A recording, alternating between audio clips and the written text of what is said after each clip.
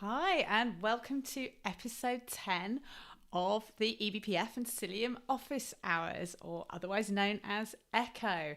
As always, if you're watching live on YouTube, do jump into the chat, say hello. It's always great to see where you're watching us from, and yeah, we love to hear from you and we love your questions. So hi to Magno, who I actually saw had already signed in about half an hour ago. So very keen, Magno. Hi. Walid, Noel, hello to you. Hi to, I think Christopher is going to be moderating for us, and maybe also Duffy today. So welcome everyone. Do pop in the chat. Let us know where you're watching us from. Okay, let us turn to the news, and we have some pretty good announcements for you today. So the first announcement is that the call for papers for the eBPF Summit is now open, and we really encourage you to submit ideas for your talk. So that CFP is only going to be open till July the 2nd, so you haven't got a huge amount of time, but hopefully long enough to get your thinking caps on and make your submissions. The event itself, if you don't already have it in your diary, that is happening on August the 18th and 19th. So a few more people joining us and messaging us. Hello to Benedict, Yadav, Magno saying it's rainy in Canada. I completely sympathise. It is also rainy here in North London. Okay, coming back to the headlines, there are a few other things. There's actually been quite a lot of activity in the world of Rust. So there's a new eBPF library called Aya. I think the introduction to this is pretty fun. It says, he's entering uncharted waters because Aya doesn't have BPF in the name. It's a pure Rust implementation using the libc crate to directly execute system calls. I think this is really interesting. I have done enough Rust to be, dangerous, like, basically hello world. So maybe sometime I'm going to find time to play with writing some eBPF code in Rust. What's even more interesting about the world of Rust is that the Rust compiler now supports BPF as a target. So that means you can actually write your eBPF program that's going to run in the kernel. You can write that in Rust. So that's a good challenge for a lot of us, I think. The last headline that I have today is that we opened up a survey today. I would love to get some feedback from you on what you're enjoying and what we could improve about these eCHO live streams. So there's a really short survey. If you haven't already seen it, it is linked in the show notes, and we'd really appreciate your input. We are also giving away some t-shirts to a few people to thank you for your input on that. So you too can be the proud possessor of an eBPF or Cilium t-shirt.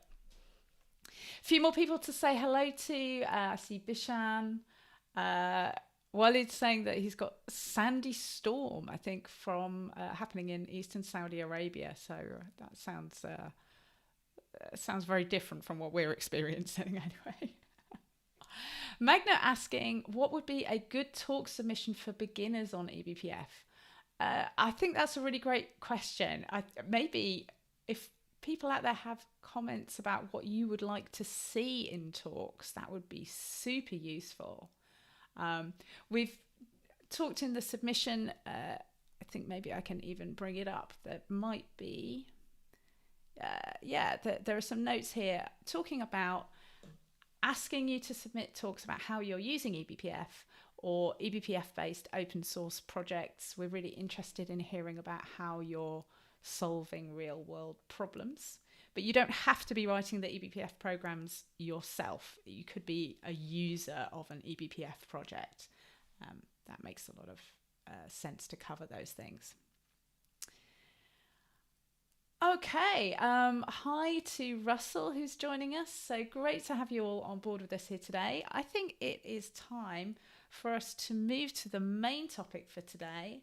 it is my pleasure to introduce Dave Thaler from Microsoft, who is going to be sharing all his knowledge and wisdom, or at least as much as we can get out in the next sort of half an hour to 3/4 of an hour, about eBPF on Windows, which I think is it was something that completely unexpected to me, so I'm very excited to hear more about it. So Dave, you're a partner software architect at Microsoft, and I think you've been the person driving eBPF for Windows as a project. Maybe you can tell us a little bit about how it came about. Sure, Liz. Thanks for having me here. This is great. A couple of years ago, there was reorganization in Microsoft to streamline things, and the Linux, because Microsoft does both Linux and Windows, obviously. And so the people doing Linux kernel work and the people doing Windows kernel work were put into the same group, right? The whole point was, to encourage more cross-pollination, encourage more cross-platform works and things. And so we already have eBPF stuff in Microsoft, right? Because we have the Linux systems group that's part of the group that we're in. And so we've been monitoring and watching and participating in eBPF discussions and things for quite a while now. And so as we've gone to various, conferences and things, we often get customer requests that says, oh, and when can we get that for Windows, right? And so we were actually considering this as a customer request, and it's something that, well, we kind of want ourselves, right? Because we like the benefits the eBPF gives us. And so we went to places like, well, even last year, right? The eBPF summit last year, right? So we were actually present and watching, and it was really interesting because we saw the audience.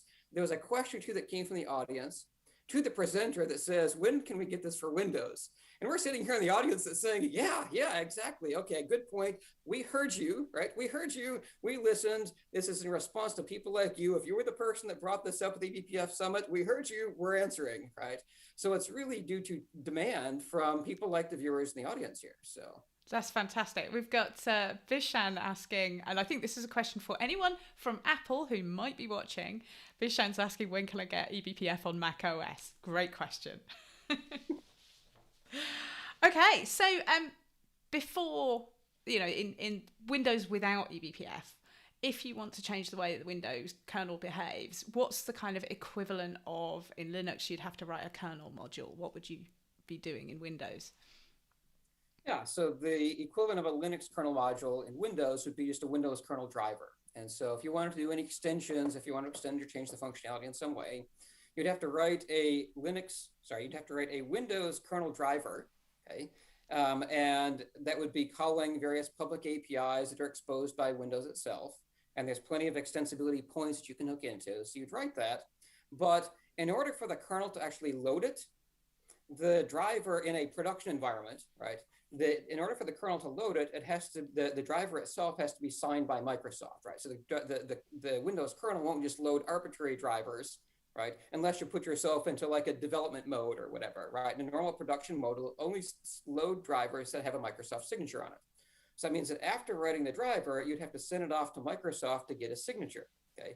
And different types of drivers have different processes by which that signature is granted. Sometimes there's different test suites and stuff that have to be run that you could like run yourself to verify that they would pass. Other categories, like for specific network cards and things, right? So for networking scenarios, it might have to come from a particular vendor that has network cards that show up in the system and things like that. And so the process is depending on what it is that you're extending, the process may vary, but in all the cases, you'd send off the driver to Microsoft. Microsoft would run the test suites or whatever, and then send you back the signed copy of it, and then that's what would actually be able to load, okay? So this long control loop that says I have to send it to Microsoft and wait for the signature is in sharp contrast to say an eBPF where I can kind of write it and install it right now, right? And so that's really the promise that people want out of eBPF is to say, I don't want to have to wait, right, to get Microsoft to sign stuff because I need to install it now. Right. I'm under DOS attack or something. So. Yeah, because that presumably could take weeks. And obviously what we want with eBPF is, we're changing that from a whole signature and then installation process to, with eBPF, we're just running something and it's going to run dynamically straight away. And we can change the code and change the behavior straight away. So that's right. What we're looking for. Yeah, to get it down to, say, seconds, right? How long does it take you to author the code and type in something that installs it? Yeah. Vishan making the comment, this is a very promising move by Microsoft. So there's support for this idea. So it makes sense to think, yeah, okay, we can imagine the idea of running eBPF programs in the Windows kernel. You know, Windows has a kernel in user space, much like Linux has kernel in user space. But presumably the data structures are really very different. So, you know, there's going to be some concepts that are similar, but there's going to be a huge amount of differences. So what does it mean to run eBPF on Windows? Yeah, even on Linux, right? If you think about the set of hooks and helpers and things that exist, some of those are ones that consume or expose inherently Linux-specific structures, right? Things that just would not exist on Windows or on any other operating system for that matter, right? And other ones would be fairly generic. So if you think about things that hook, socket calls, right? Well, POSIX socket API, the BSD sockets APIs exist on almost all operating systems that are out there, right? And so you can imagine that things that hooks and helpers that are specific to, say, POSIX sockets would be very much usable across platforms. So it really depends on what your eBPF program is doing. Can you write one that uses Linux-centric structures? If you're writing to a particular hook point or whatever, then absolutely you can do that. But can you write a program that is cross-platform? Yes, as long as you write to the things that would actually exist on there. So it really depends on what your program is trying to do and what the hooks and helpers are that your program is written to. So I think maybe you've got like a diagram that I think you can share to show. Absolutely. Let me just share that and walk you through it. And this is, let's see, here we go. And this is our diagram. So let me first start by doing kind of a spot the differences, right? Because this is the diagram that you might all recognize, more of the Linux diagram. And then I'll compare and contrast this with the Windows equivalent, right? So in Linux, right, let me just populate this out. Okay. All right, you have compiler tool chains like clang and VCC. You have the ability to write applications. BPF tool is an example of an applications. Maybe they call through libBPF as an API to pass the bytecode into the verifier, optionally JIT compile it. And so it's either running in interpreted mode or in JITted mode, depending on your configuration. And you can expose maps that can be consumed by eBPF programs and by user mode applications, right? So this is the picture that Linux people should all be well familiar with. So let's spot the differences here. Okay, so let me flip to, here's the Windows equivalent. And let me just mention what the key is here. There's some color coding. The dark green are things that already exist, other projects that exist out there that are open source, that are unmodified, that we can either consume or contribute upstream to continue to consume and participate, that are not really Windows specific or even Linux specific for that matter. So that's the dark green. The light green is what's covered by the eBPF for Windows project. Okay, and I'm going to populate this one out here. Okay, and the blue is unmodified Windows components, okay, which means that you don't have to wait for another version of Windows. All of our demos and project and stuff right now runs on existing versions of Windows that people can go and try today. And so today, those expose those public APIs that I mentioned that you'd have to write a driver to do, right? So normally you have to write a driver across this little blue line here. You have to write a driver over here, okay? So what we did is we wrote a driver that plugs into a number of those public interfaces here and exposes eBPF on the right side. Okay, and so this is kind of both blue and green because today this is an open source driver here that's part of the project too. So that's the green part. In the future, there could be ones that need to call, say, private APIs. And so we have the option of doing that. There's nothing in that category today, but there's nothing that would prevent us from doing that in the future. So here you see the same compiler tool chains unchanged. We just use the regular ones.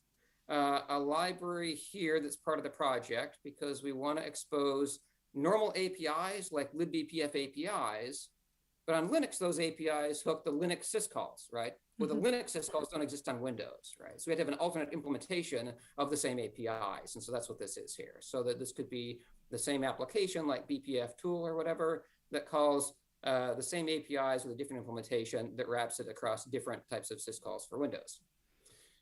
And so otherwise, the rest of the thing is the same. And so let me pause there for a second to see what other questions you'd like to talk about this. Yeah, so I guess the first question is, if I take a existing eBPF program that I've written in Yeah. C, or maybe even in Rust now, and but I've written this for Linux. What are the chances that I can get that to run as it is on Windows? Yeah, so the answer that I gave before, I'll just point out how it applies to this picture here, right? Because these hooks, if you will, or callouts that are exposed by native drivers, right? Some of these things expose maybe Windows-specific syntax, but the information passed across those might be generic things that exist on every OS, such as if you're trying to hook, say, a socket bind call. Well, what port are you trying to bind to? Are you trying to bind to IPv4 or IPv6? What's the process doing that? All of those are things that are operating system agnostic concepts, right? And so there are some hooks that an eBPF shim here, meaning something that hooks one side and just translates it into APIs on the other side.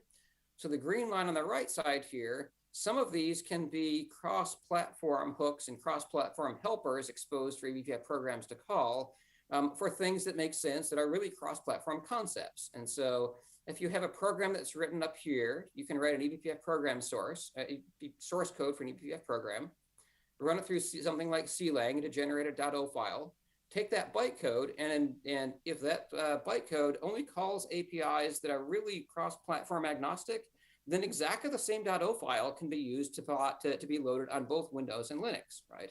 Now, the details of the jitting step might be different and so on, but the bytecode itself can be exactly the same. It's the same .o file, right? On the other hand, if you write something that touches Linux internal structures, okay, that is really something that's inherently Linux specific, then of course your .o file won't apply because the verifier will say, well, those prototypes don't exist, right? That doesn't match the contract because that's using some Linux assumption rather than the equivalent Windows assumption. So I think one difference that's quite significant is that in Windows, the verifier and the JIT compilation are happening in user space. Can you talk us through why that is? Yeah, that's probably the most obvious difference in the playing spot the differences between the two slides is this part up here. Okay, so there's a couple of goals that we had that are all kind of tied in between these. So in no particular order, there's been a trend towards moving code out of the kernel, especially during development. If you think about how do we do development here? Well, during the development process, the hosting of these things, sort of the wrappers of these things, even though the verifier and JIT compiler are straight upstream from other projects, right? You have to be able to host them somehow in a Windows environment, right? So you have to write the driver or the user mode daemon or whatever that hosts them. And so there can be bugs. And so any reliability bug would, of course, you don't want it to crash the system. Number two, say we wanted to make use of and not have to rewrite verifiers and JIT compilers and interpreters. Okay, so we looked out there that says, our intent is not to write a Windows version of a verifier or a Windows version of an interpreter, right? We want to just reuse existing things we can collaborate with the community on. And so we looked around and we needed a verifier and a JIT compiler we could use. And we found the ones that we're using right now, which had some embedded assumptions in them that made those particular ones only usable from user mode, okay? So that was number two, is because it was convenient to reuse the ones that had some assumptions that would have required a lot more porting to move them to user mode. So for example, the verifier implementation internally uses C++ exceptions, right? And as some people will know, trying to use C++ and the exceptions in the kernel is maybe complicated is a good word for that. And similarly, the JIT compiler currently has a dependency on, I think it's a concurrency kit. And so the second reason was, convenience for being able to just reuse code that meant that we could just be part of a larger community. And then the third reason is because we believe that it's not just eBPF is for the kernel, right? That eBPF can also be used to extend user mode daemons. And we saw that, say, the eBPF project was already designed with that in mind, that the user mode BPF is kind of the name to say, I would like to be able to extend, say, a user mode daemon as well. And so we didn't want things to be tightly coupled into the kernel itself. We wanted something that you could, over time, as we have further developments and things, that you could get the same verifier and JIT compiler to work regardless of whether it was installing eBPF programs and attaching them, loading them and attaching them into the kernel, versus loading them and attaching them into, say, a user mode daemon that was written with similar hooks and helpers. I'd say it's really those three things together where all three of those were roughly equally important, but they all kind of converged at the same suggestion, which is let's have something in user mode. Now, the trick is, of course, the hard part is that the verifier is kind of the gateway to the system, to the whole eBPF framework, right? So this has to be done in a way that is as secure as the kernel, okay? Yeah, and presumably you have to be absolutely sure that the thing that comes out of the verifier is exactly what then gets handed to the interpreter and doesn't get modified in between times. Yeah, that's exactly right, Liz. And so that's why we show kind of the red arrows as being sort of the untrusted or less trusted places that the data flows. And the green arrows is once you've passed the verifier, right, you're assuming that code is trusted and secure. And so really the verifier is a security gateway. So you've got to make sure that that is secure. And so that's the secure environment box that we're still evaluating what's the best way to have that be as secure as the kernel. Because Windows has different options there that we're still evaluating between. And so that's why there's no specific labels in there. We've already experimented with 2 different ways of doing that. We're now looking at a 3rd way of doing that, and we're still investigating because the whole point is that's got to be as secure as the kernel, but we also want it to be isolated in a sense that even if there's a reliability bug that something can crash, that you don't take out the system. I also just noticed the sort of irony that if the U in eBPF stands for user space, but that's the bit that's running in the kernel, but naming is hard.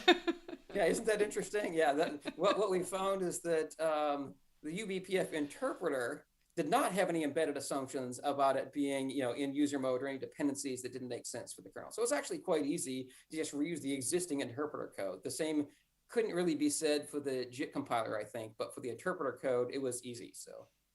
And when we were speaking about this before the show, you were talking about the after JIT compilation, you have to have the right register conventions for your architecture and your operating system. And I think you had to do some work to provide the kind of the Windows-oriented registered conventions.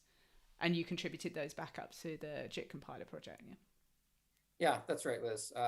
So originally, the JIT compiler there, it doesn't quite fit on there, but that's also from the eBPF project, right? The interpreter and JIT compiler are both from the eBPF project. And that project was written for x64 architecture with a particular register convention. And I think we can probably put in the show notes the Wikipedia page that shows that, on x64, there's really 2 different calling conventions, and any particular OS or platform picks one or the other. So Windows and UEFI pick one of them, and like Linux and BSD and folks pick the other one, and the JIT compiler only supported one of them. And so that just means when you're JITting things, which registers do you use for which purpose on an x64 architecture, right? And so we contributed back upstream the other ones. Now there's a compile time option that says which one are you compiling for. And so you can have the JIT compiler support both register conventions, and that was accepted upstream. And so, so we're just using the upstream one based on the fact that the JIT compiler now supports both register conventions. So let's talk a little bit about the thing that's marked there as lib, the library it's a bit like libBPF, if I've understood correctly. So how do you use, what's the sort of Windows equivalent of making the system calls that do BPF program load or BPF, creating a map, that kind of thing?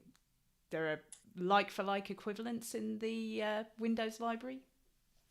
Yeah, so let me talk about both the left side, meaning the side that applications call, as well as maybe the bottom side, that what is that lib call, right? So let me start at the bottom and then kind of work upwards. That on Linux, that's calling things like BPF syscall and so on, which would be a call directly into the kernel. Okay, but here, in order to say do a load, you've got to pass that to the verifier. Whereas in Linux, that's a syscall to pass it to the verifier running the kernel.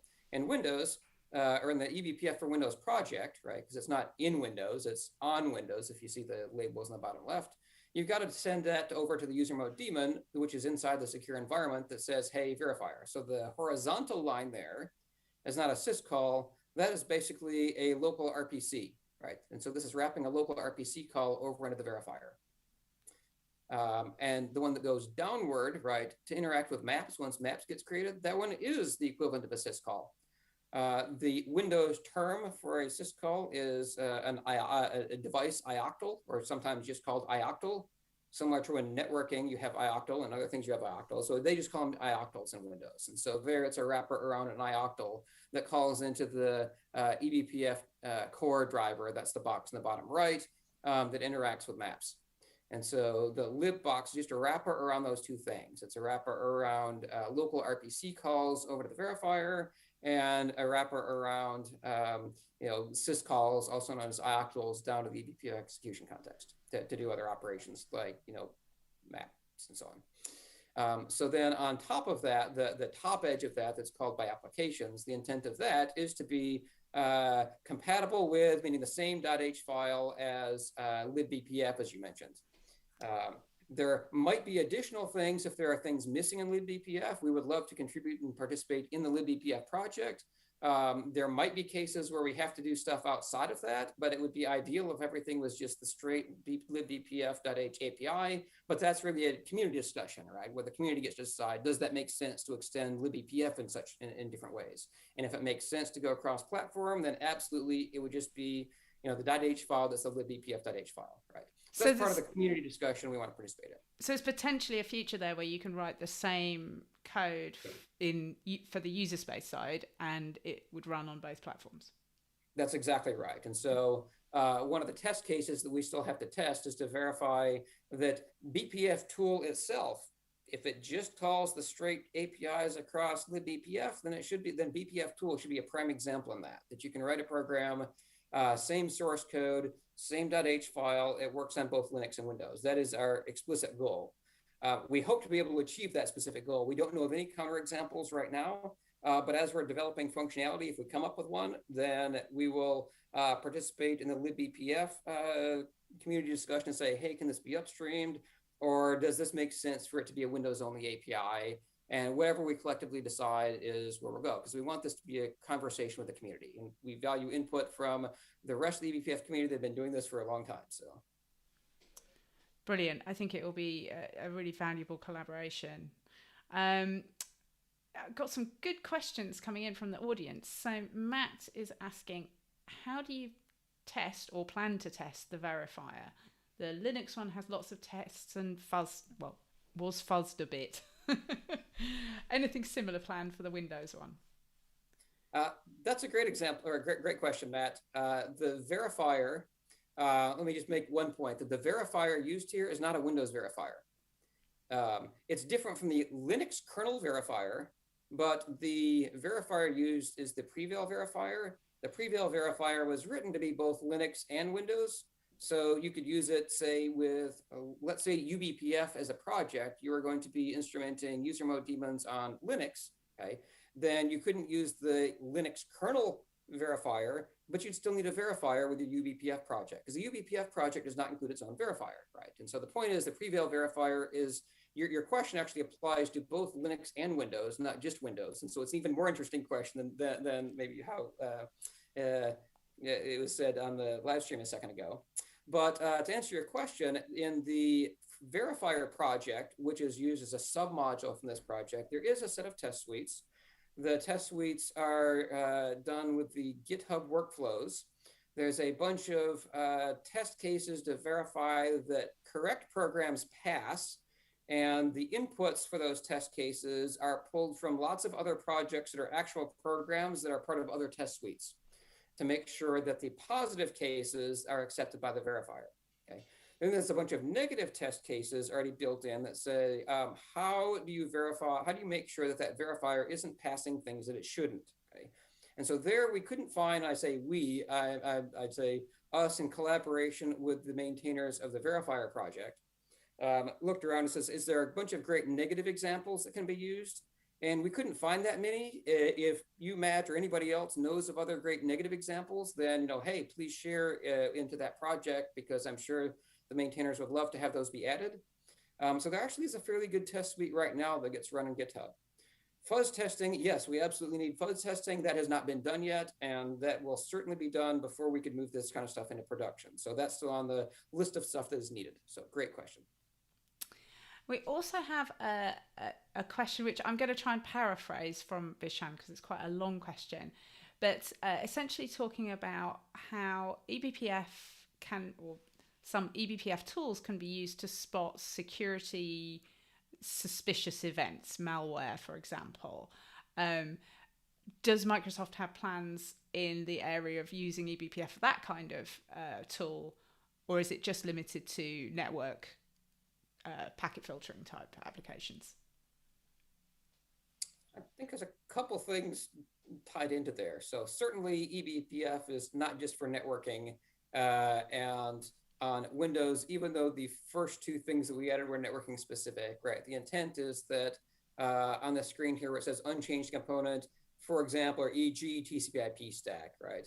Anything that you could write a driver to that is a public API right now, Windows exposes other extensibility points, say for file system filters and things. And so you can imagine any type of public API here, anybody in the community, whether it's Microsoft or anybody else, could write one of these eBPF shim things that exposes eBPF hooks, right? There's nothing in this project that we're doing right now that anybody in the community couldn't have already done, right? Because we're doing it on unmodified Windows with public API.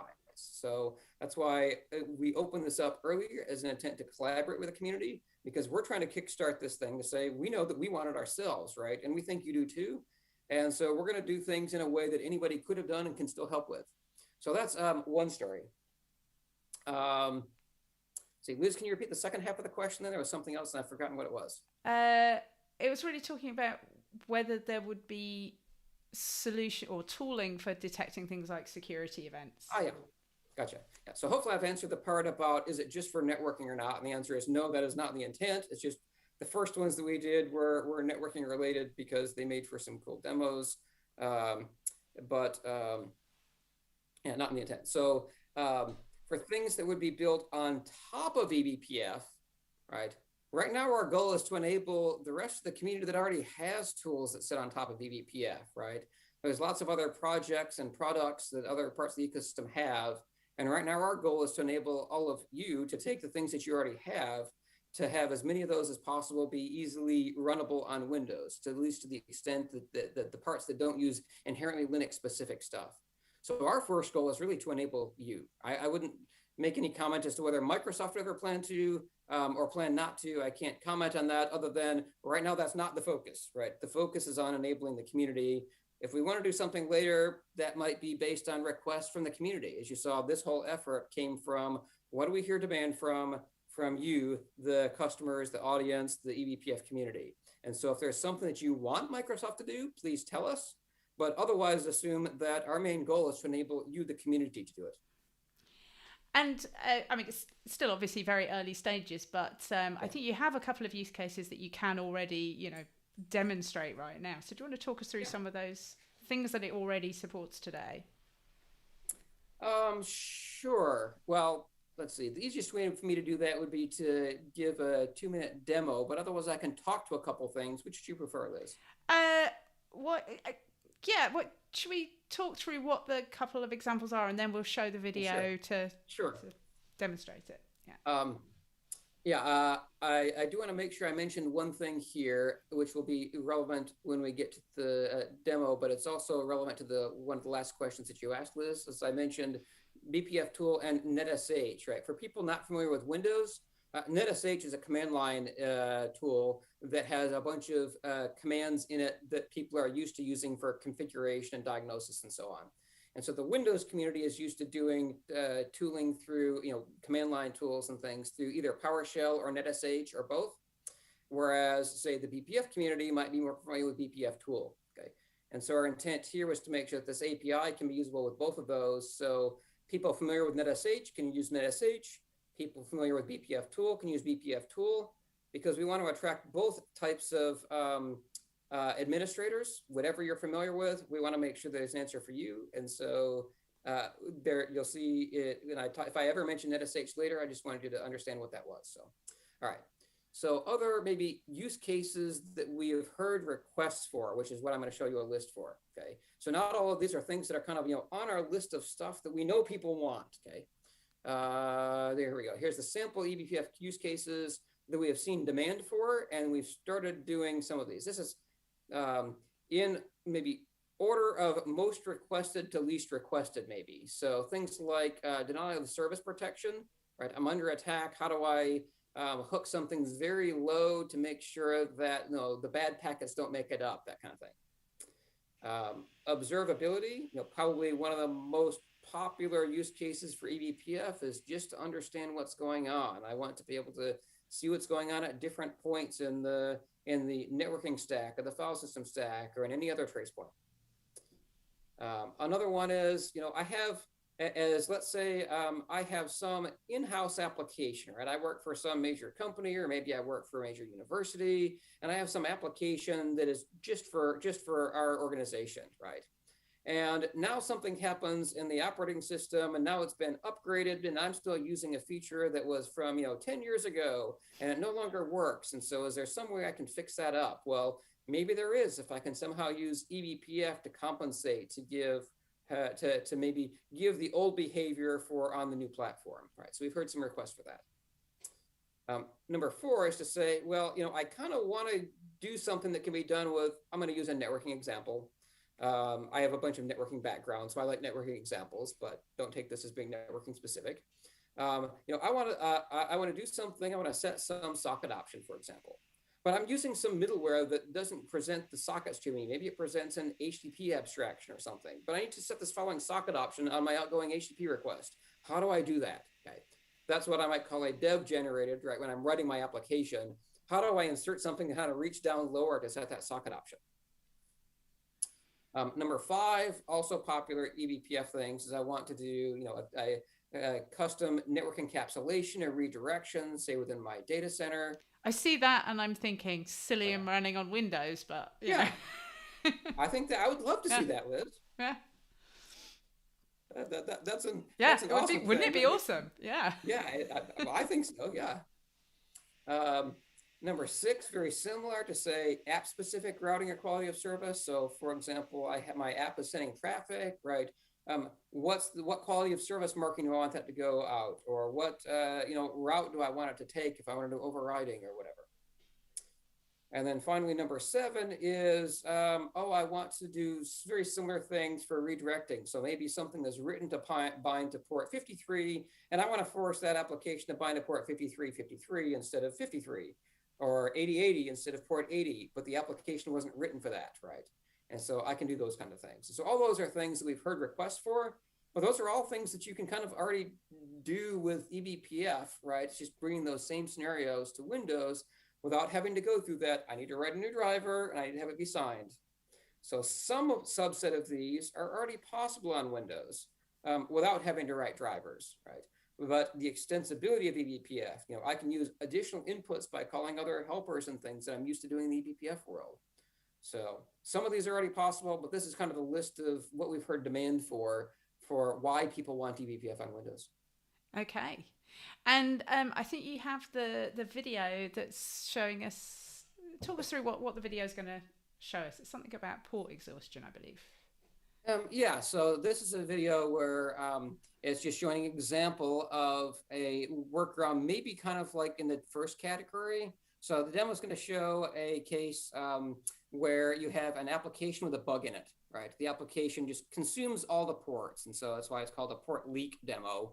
And so how would you mitigate that with eBPF? And for those in the Linux world, the demo is not really going to show anything that you're kind of not already familiar with. But what's interesting is you'll see this running on Windows. Okay. Now, remember I mentioned that there's BPF tool versus netsh, right? So you'll see in the demo, they'll use netsh because that's what a bunch of Windows people are used to, and we want to demo that. And you'll also see another thing or two that I may comment on afterwards. But you'll also see the use of a custom application written to use that libbpf API. So with that, it's about just over 2 minutes. And so I can flip over and try to play this. And so here we go. Let's go to full screen and let's go ahead and play.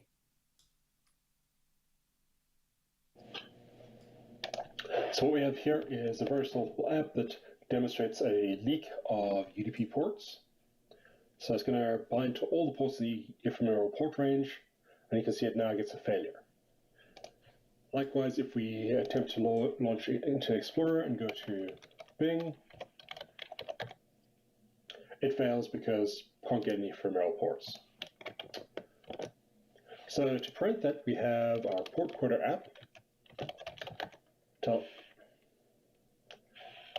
First, we need to start eBPF.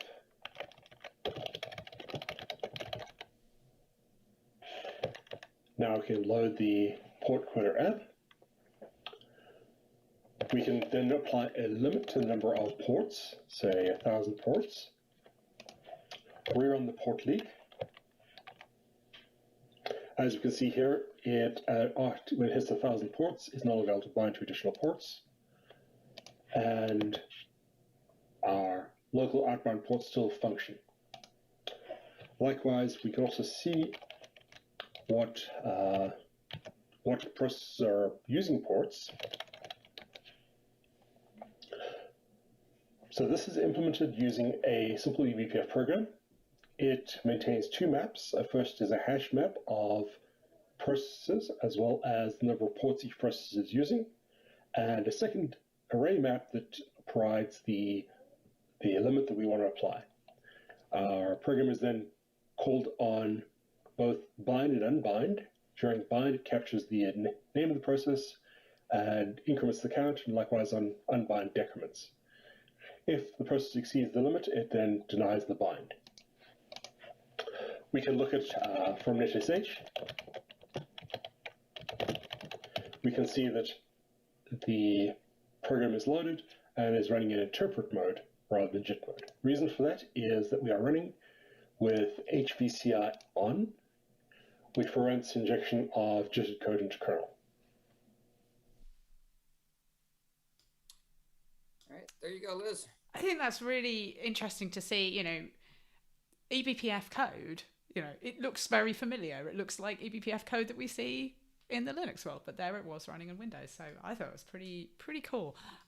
We've got some astute readers or astute viewers. If you were really paying close attention, you would have noticed when he showed the program there, then you might have seen a couple of differences from the classic BPF libbpf.h API, and the sense that there might be an E in front of BPF. There's actually both aliases there. You could write it using exactly the thing, but we wanted to make sure that since we're trying to show that eBPF is the new eBPF and not the old classic BPF, that there's the eBPF aliases to the BPF underscore APIs that libBPF has. And so both are there. It's just the one that he showed had the E in front of them to illustrate that this really is eBPF.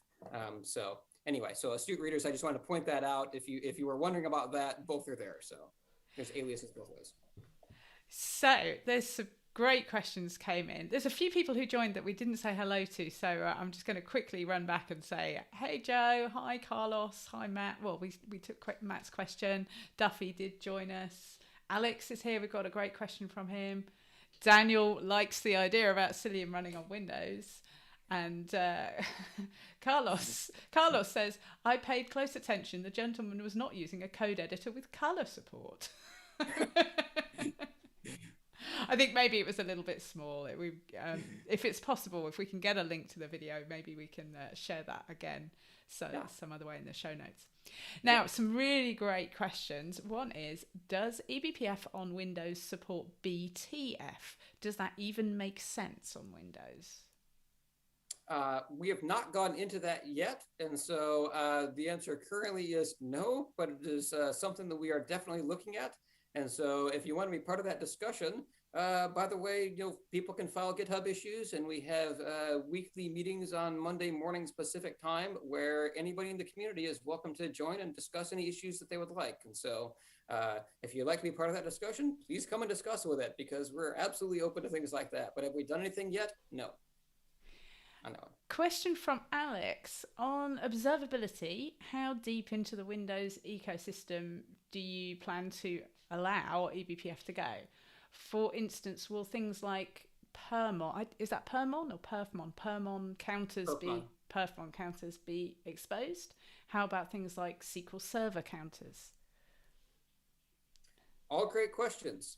Again, this is early in the development, and the things that will be done will be things that the community wants done. And if the community wants to help contribute to things, then things will be done faster. And so people are welcome to. Our goal is to enable anything that is a public API that somebody can write a driver to be exposed here. Now, some of those might rely on people in the community contributing those pieces of shims and things, right? Because we want this to be part of a larger community effort. And we'll certainly do the things that we want to use internally, but some of the things that you guys want might be different than the things that we want, but we need to do all of them, right? And so we want to attract other developers to the project. And if those are things that you want, then one way to get them sooner is by, if there's any developers listening, then we would love to have your help. So is it something we want? Yes. When would we get to it? Hard to say. Right now, we've got a bunch of security work to do. We've got a bunch of other hooks and helpers and stuff that we want to be adding.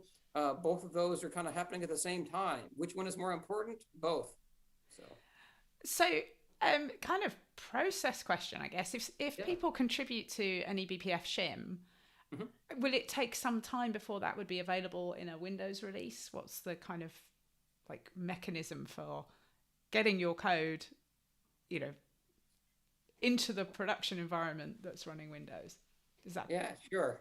So I'll go back to the key on here, the bottom left, right, where in Windows versus on Windows. Right now, this entire project assumes that everything is on Windows. So in the Windows itself, right now, that is not a goal. Our goal is to have things that can be installed on Windows. So think about when someone writes a kernel driver right now, then you ship it off to Microsoft and get signed. Sometimes those drivers can be pushed out through something like Windows Update, even though they might not come in Windows itself.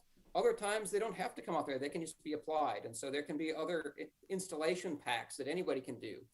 And certainly right now, that is our goal, is to say there's an installation pack that you could put on top of Windows, but not in Windows itself. So right now, there's nothing in this project or whatever that we're looking at doing stuff in Windows. All of this is on Windows. So things that can be installed on Windows, but not out of the box. Something that is easy to install.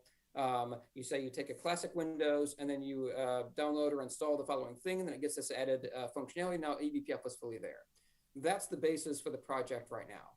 And so the eBPF shim drivers, anybody can write those. They could be part of the same, future package and stuff that we might have. This be part of it, can be part of a different one. You can have those eBPF shims. There could be any number of drivers that can get installed from any number of different sources that all interact with that same core eBPF execution context driver on the right.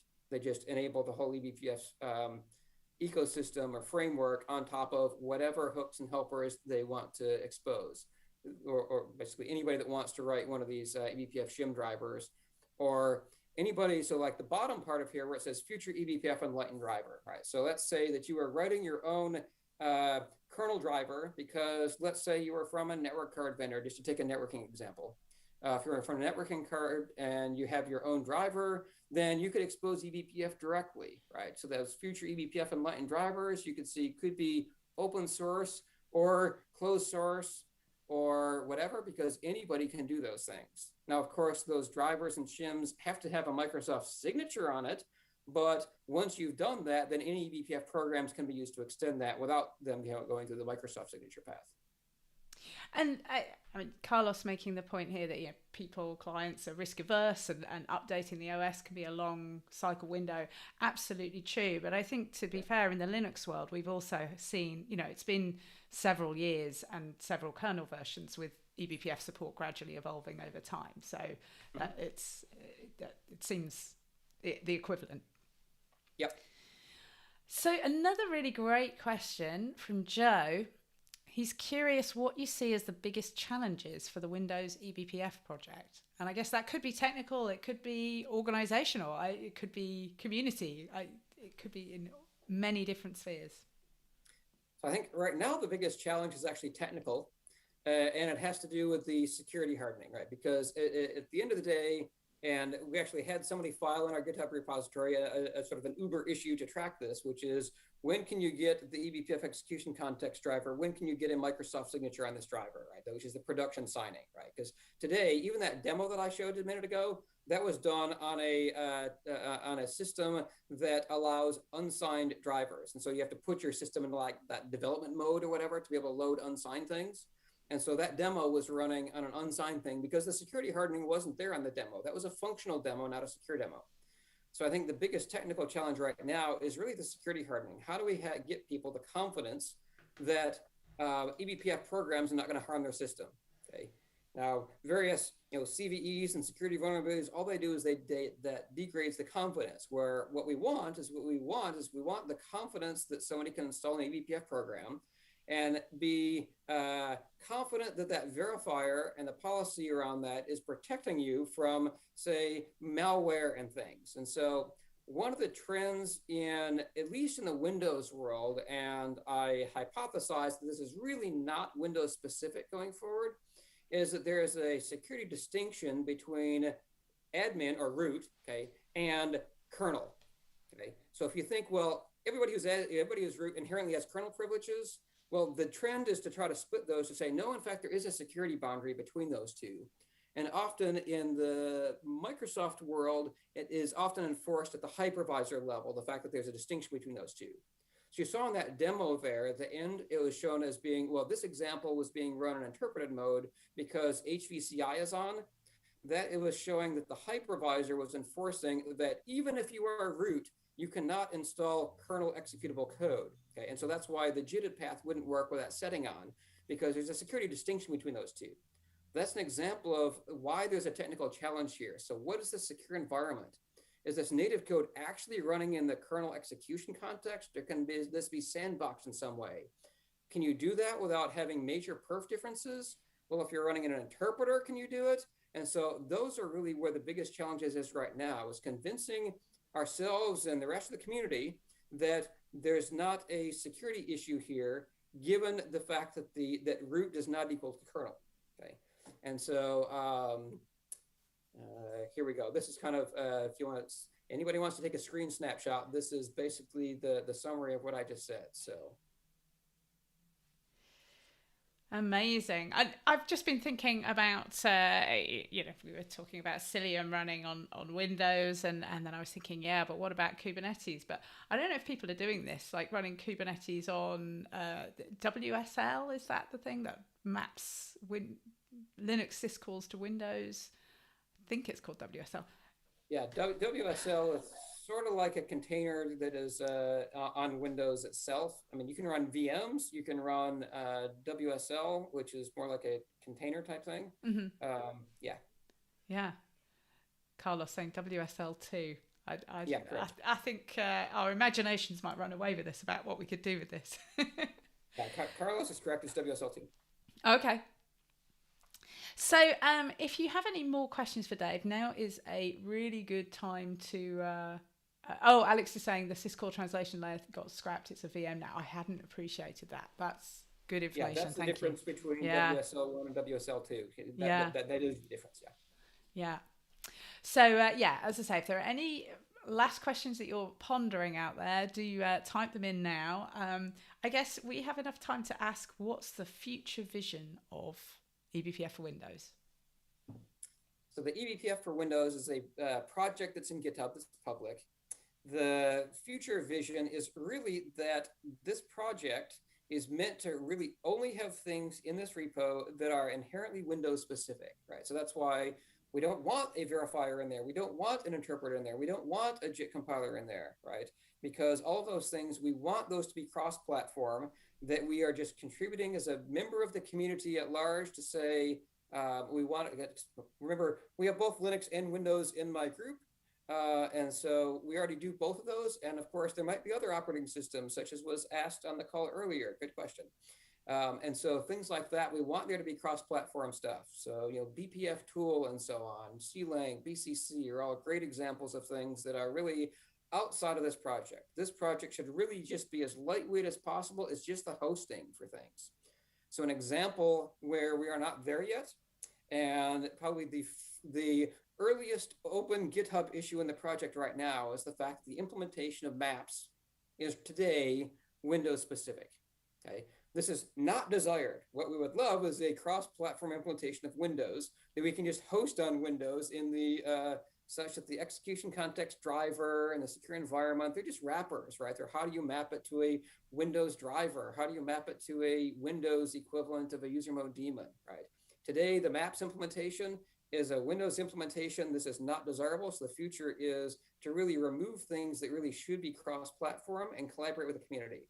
So we've been looking at projects like the generic eBPF project, which does have a maps implementation, say, hey, can we use that? Well, today, I think when I mentioned earlier on the call, I think I mentioned concurrency kit. I said it incorrectly. That's not the dependency from the JIT compiler. That's the dependency from the generic eBPF project, and why we couldn't use the map implementation because that's in the kernel. So there's some work to be done there. So that's an example of something. But again, the vision is that this project is lightweight and only has the Windows wrappers for cross-platform code. So we're trying to make as much of eBPF as possible be purely cross-platform, such that as people are writing great tools and products and things like Cilium and so on, that those things can just be cross-platform as easily as possible. And if they want to reach down and touch Windows-specific or Linux-specific stuff, great, but you can also have cross-platform stuff. So that's what we see as our vision, and this is just one piece in a larger vision that we hope we all share. I think it's amazing, that the eBPF community is broadening out beyond just Linux. I wonder in a few years' time whether we'll be, seeing eBPF as a natural thing on all operating systems. So with that, I just want to say thank you very much, Dave, for sharing all this information with us. And thank you very much to the audience for your amazing questions. There's some really great ones out there. Hi to Yutaro, who's just joined or just waved hello. Thanks everyone for joining us today. I'm getting nice to see you. There were a few other really nice comments as well as we went through, people saying like how awesome the idea of having eBPF for Windows is. So I think that is pretty much all we have time for today. Thanks everyone for joining us. We will be back next week, and just a virtual round of applause for Dave. And and don't forget about filling in that survey with feedback about eCHO. The link to that will be in the show notes. See you all again next week. Bye. Thanks, Liz.